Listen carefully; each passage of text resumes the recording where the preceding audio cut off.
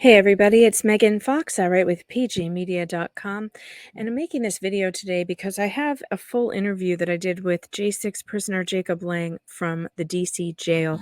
He's been contacting me from jail there to talk about what is going on with him, and I wanted to play the entire video, the entire interview that I had with him because I only wrote about portions of it, and he really wanted you to hear the rest of it, and so I'm going to do that. But first I want to share um, what happened with some of the footage of Jacob Lang at the Capitol. Now, he was charged with assaulting a police officer, among other things, probably rioting charges. He's been given federal charges. He has been sitting in the DC jail since it's for 11 months now, going on a year. Many of those days he spent in solitary confinement. The prisoners there have unarguably been treated horrifically. There was a surprise inspection. I wrote about this on PJ Media. The surprise inspection found feces, backed up toilets, rats, moldy food. That prisoners were not being given access to medical care. It was horrific. And because of it, 400 prisoners were moved from the DC jail to other prisons, but none of the J6 prisoners, the January 6 prisoners, were moved. And so Jacob and his 40 other detainees are still in that prison with the horrific conditions, and they're being held in solitary confinement. Now, after Christmas, Jake was on a Newsmax interview where it was cut off mid-sentence, and his communication was taken away since then. So this is the last interview that I had with him on the phone. Since then, he hasn't been able to call me. He's gotten a few written messages to me through means I won't disclose, but he hasn't been unable to use the phone, which is a total violation of his rights as a prisoner. He has rights. He is a pretrial detainee. He's innocent under the law. His story is that, yes, he was caught on camera assaulting a police officer. He says that it was self-defense. He was defending himself and others at the Capitol who were being killed. This man you see on the screen who's laying on the ground to the right, his name is Philip Anderson, and he was pulled by Jacob Lang from underneath this crush of people where he was suffocating to death, and Jacob saved his life. Philip Anderson has written a deposition to that fact, and we're going to watch a little bit of that footage so you can see what happened that day, and I'll try and narrate best I can as we go here. The music is a little loud. Let me see if I can turn it down a bit because it's a little overwhelming. Okay, there's Jake. And he's saying that underneath here where he's pulling, there's Roseanne Boylan was down at the bottom of a pile of people being suffocated to death. And he's trying to get to her, and he's trying to get to Philip as well. There's people being trampled in this giant pile that the police were pushing people back on top of one another.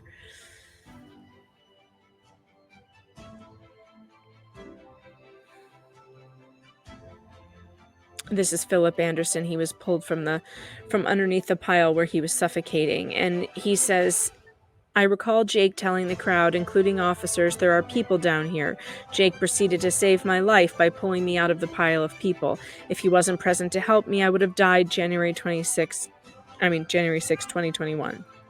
There he is.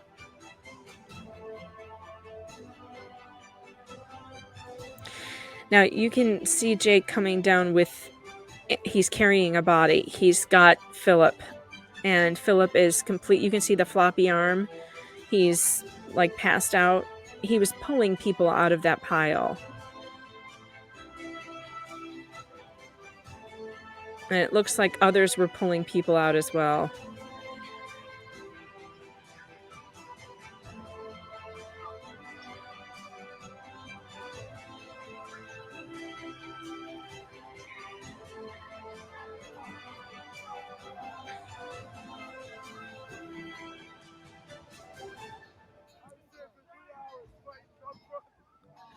And there's Jake. His face is all bloodied.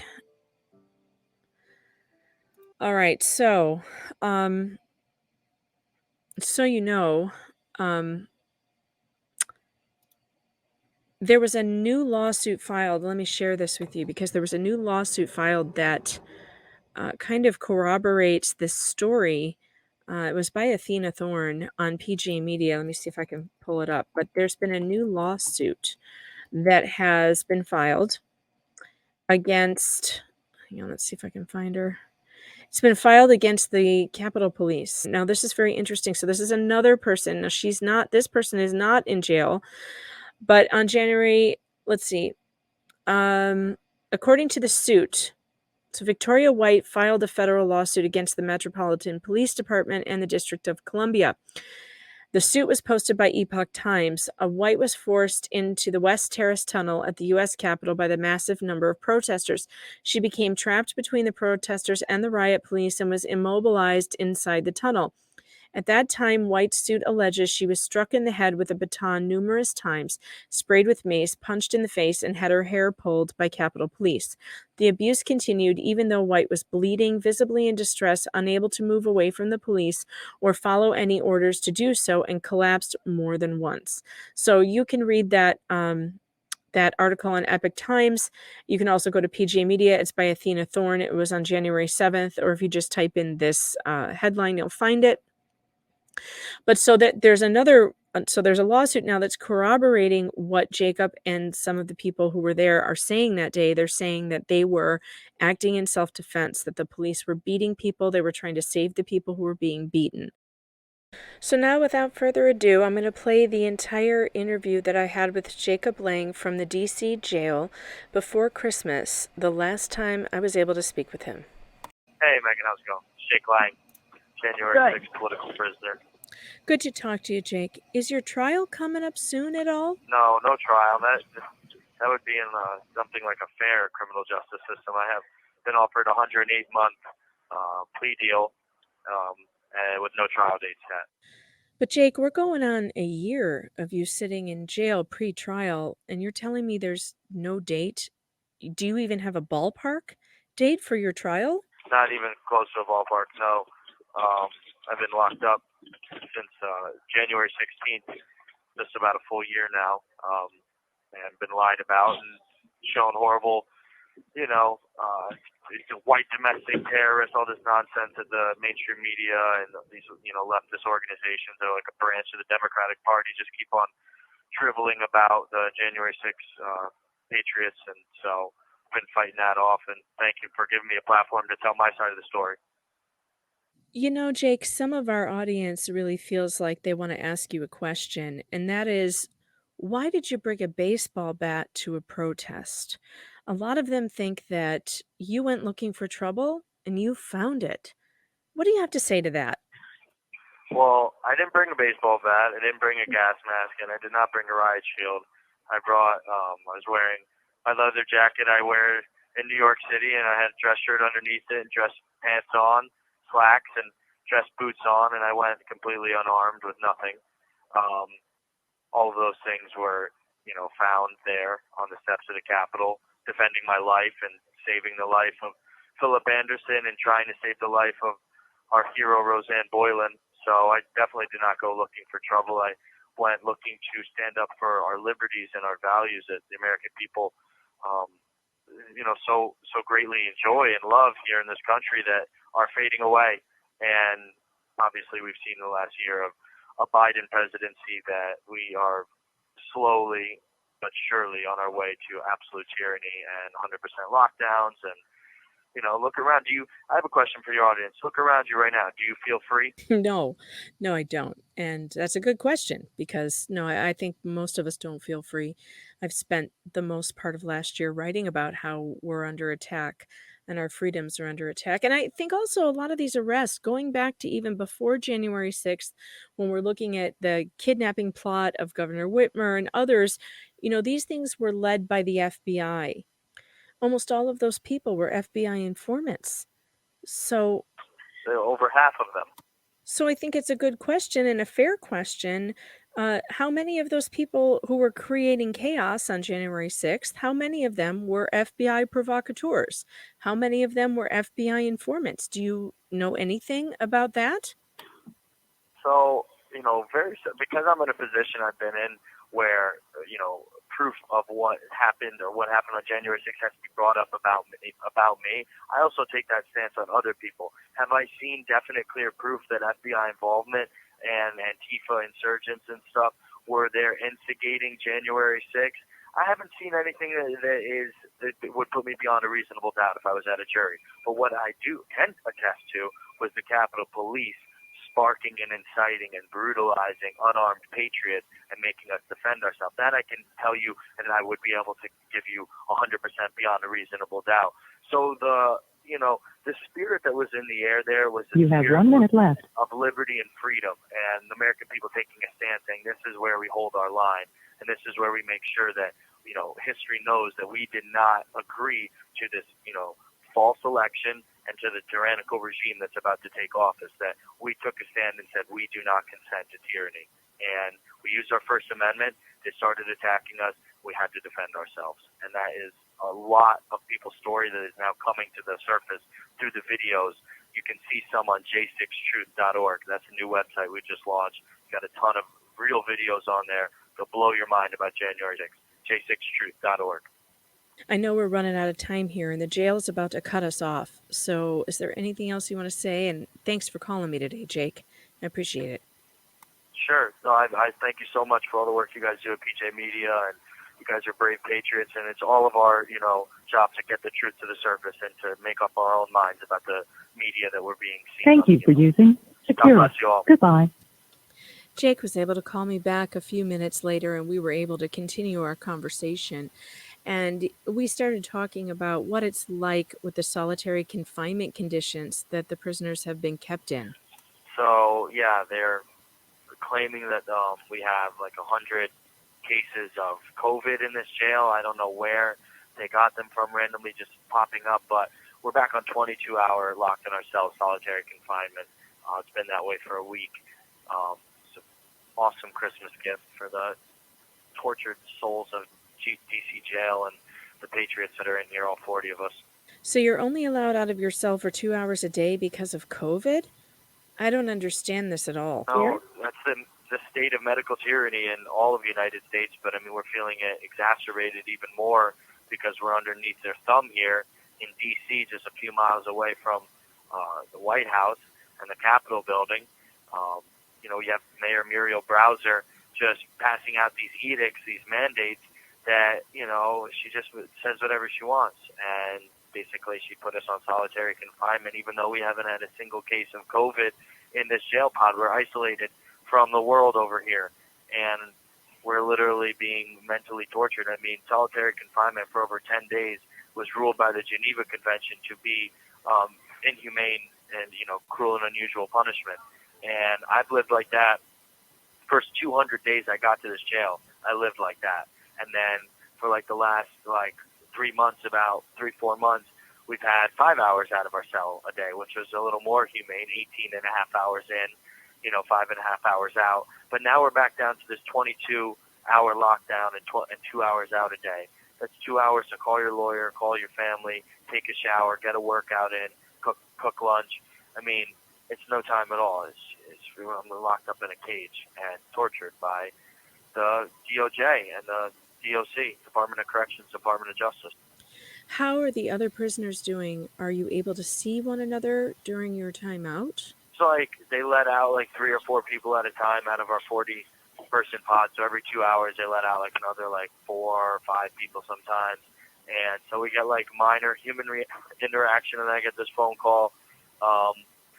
Overall, the spirits are, they're hard to keep up. I have a great faith in God that keeps my spirit alive every day. I pray, and I do a Bible study, and I write these Psalms of Christ, which are my spiritual writing. So I'm able to power through this, but there's some other people in here that have really been drained by this, just not having any control or any, humane treatment about what you do every day. I mean, you just get tossed around like an animal, get back in your cage, come out. And there's been no consistency. They put us on lockdown, not this weekend, but the past weekend for 48 hours straight, not even out of our cell to shower, nothing, no phone calls. And then they let us back out for 2 days for regular 5 hours out. And then 2 days later, now we've been for the last week we've been on 22 hours locked down. And it's just no consistency. This whole entire jail system that we have here in America, but in D.C. particularly, is just it's very inhumane. And we're pretrial detainees. We're considered innocent, so we're proven guilty. And we're supposed to have all of our rights afforded to us, except for the freedom of movement, to move out, to leave jail. Our privacy rights are supposed to be maintained. Our freedom of speech rights are supposed to be maintained. How can I have my freedom of speech rights if I'm locked in a cell away from my lawyer, away from my family, away from, doing interviews? Wait a minute. You're not allowed to talk to your lawyer? I mean, for 48 hours over the past weekend, I wasn't allowed to talk to my lawyer. I was completely locked down. Well, what does your lawyer say about this? Is there anything he can do to petition the court to get access to you during this time? I've lived like a year like this, and we've tried and tried and tried, and they just, as tyrants do, they hide behind this COVID medical tyranny excuse, and they just point everything to COVID, and it's just, at what point or where in our Constitution is there an asterisk saying during a bad flu season, suspend everybody's, constitutional rights? That's not how this works. And America's been living like this for 2 years, and, where's the science behind masking and lockdowns and everything? It just doesn't make sense. No, it doesn't make sense. And we've been telling our readers this at PJ Media since March of 2020 that the COVID lockdowns and the removal of our rights is a fast march to tyranny.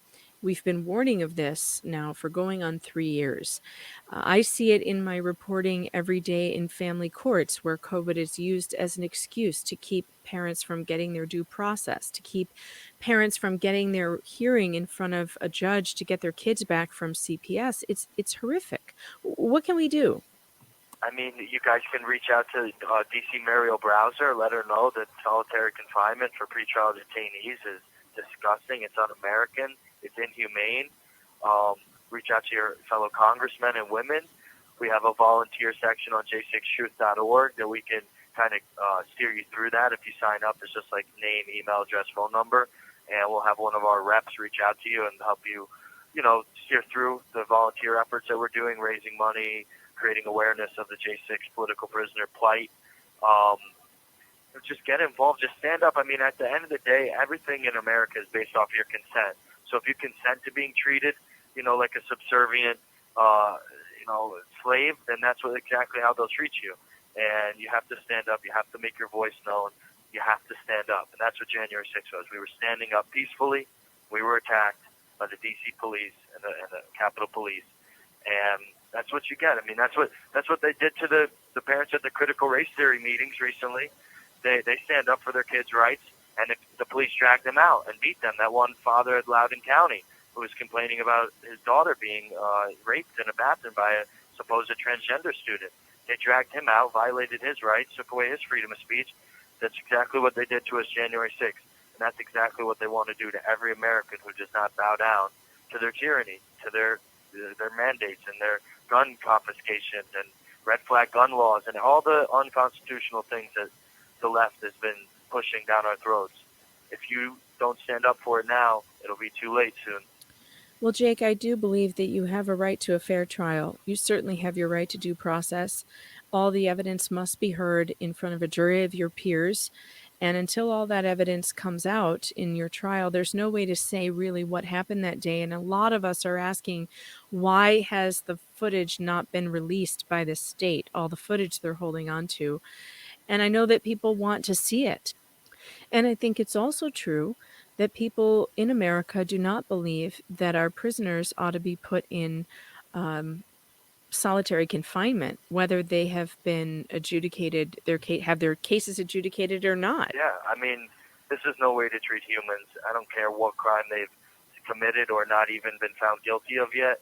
People deserve to not be in solitary confinement. I haven't seen my family in 11 and a half months because of COVID. They're claiming that I can't have a family member visit me. I mean, I miss my mom. I miss my dad. I miss my sister. This is not, I feel like I'm like 5,000 miles away in Gitmo, in Guantanamo Bay, where my family's not allowed to visit me.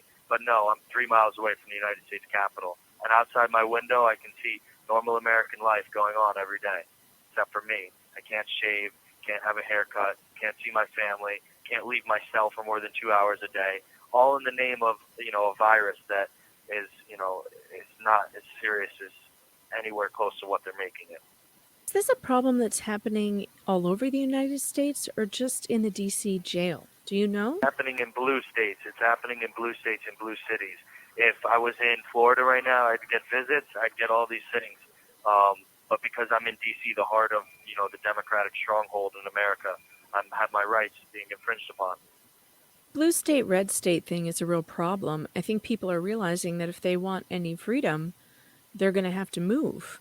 And so we have the states are balkanizing. And that's not the way it should be. You should be able to stand up in your hometown where you grew up and say, the will of the people is to follow the Constitution, not to bend to, these tyrants and these communists.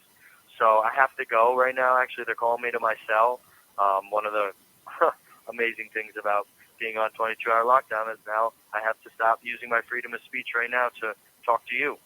So sorry for your audience, but God bless everyone. Thank you so much for just hearing my voice, and I pray to God for all of you that are listening for your support. Thank you. Thanks for being here, Jake. I appreciate it, and I hope to talk to you again soon. Please reach out anytime. This situation is extremely upsetting, and it would be upsetting for any person accused of any crime to be treated this way in an American jail. A pretrial detainee is innocent under the law. These types of draconian restrictions have no place in a free society and in a place where we value the rule of law. What's happening to Jacob Lang and the other 40 prisoners, the detainees that are being held, is not what I would consider under the law. What's happening to them is extra lawful. It's outside of the law.